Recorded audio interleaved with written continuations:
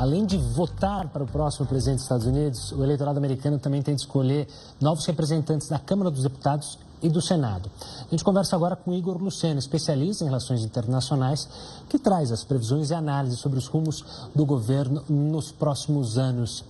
Igor, uma ótima noite, obrigado pela participação aqui conosco. Eu queria começar justamente, a gente, claro, dá o enfoque principal à eleição presidencial, mas há uma disputa também no Senado e na Câmara que são importantíssimas para a governabilidade, né?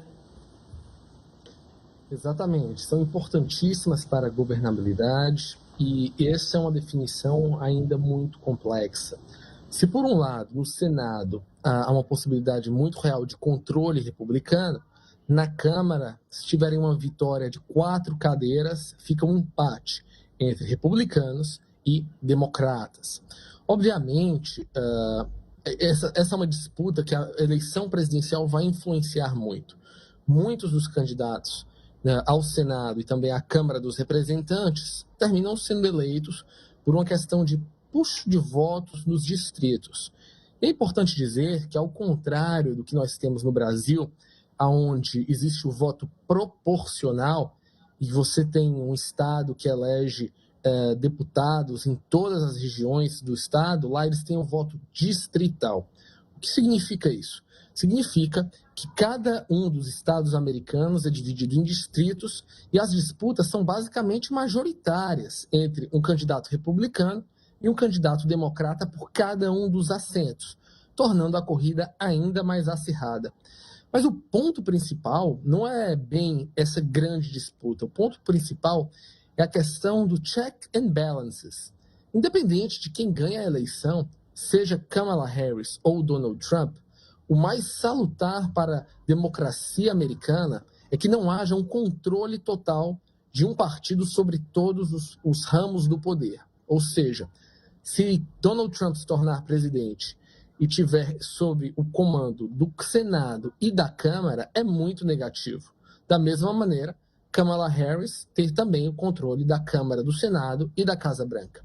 O que se espera e que geralmente acontece é que há um vencedor na Casa Branca, mas ele termina levando apenas ou a Câmara ou o Senado. E aí há um balanceamento de forças. Por outro lado, se acontecer uma coisa muito improvável, que seria uma vitória de Trump na Casa Branca e uma Câmara e um Senado democratas, majoritariamente democratas, o poder de Donald Trump fica extremamente limitado. A situação fica inversa da mesma maneira. Kamala Harris se tornaria presidente com um Congresso, Senado e Câmara republicanos. Ela não teria poder algum. Por isso, essa divisão entre o poder de um presidente e apenas uma das duas casas sob o seu partido, talvez seja o mais importante para que, independente de quem ganha as eleições nos Estados Unidos, tenha, sim, um controle sobre abusos de poder, seja de um lado ou de outro.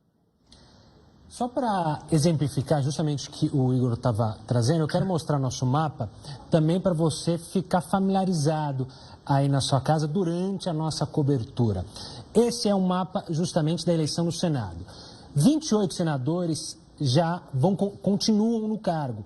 Estão em disputa 31 vagas. 28 democratas vão continuar no cargo e 38 já estão no cargo. Há uma disputa em 31. Nesse momento, há já duas cadeiras indo para os republicanos e uma cadeira indo para os democratas. E do outro lado, na Câmara, essas são mais de 400 vagas em disputa, a gente já tem atualização, são 7 vagas já indo para democratas e 19 para republicanos, só para vocês se familiarizando, que você vai ver muito esse mapa durante a nossa transmissão.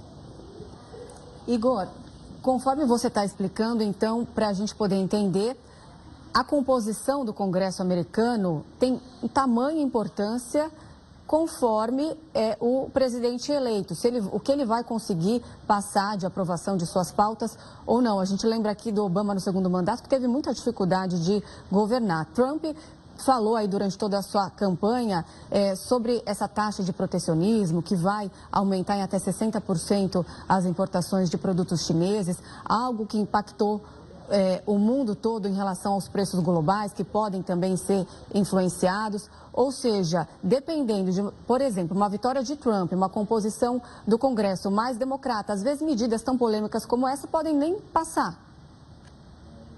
Exatamente. No caso de tarifas específicas que a gente está analisando, acho que não seria tão necessário um posicionamento do Congresso. Uma ordem executiva, já que a gente está falando de tarifas, talvez não precisasse do Congresso. Mas coisas muito mais radicais, como, por exemplo, questão de aborto, questão de imigração, principalmente, projetos de aumento de força policial para imigração, saídas de acordos comerciais ou até mesmo de órgãos internacionais precisariam sim ser ratificados no Congresso.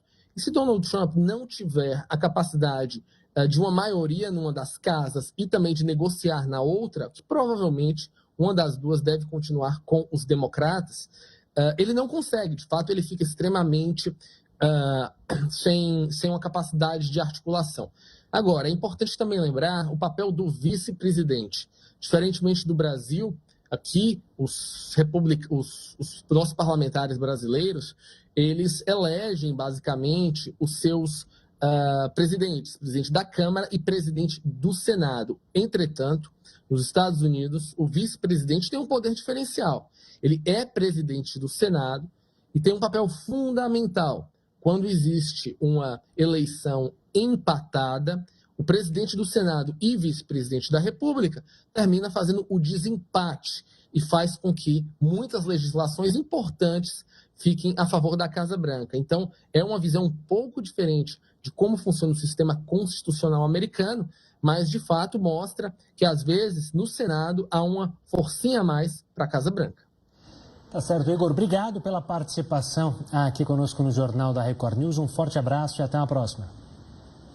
Até a próxima, uma boa noite a todos e vamos continuar acompanhando. Até mais.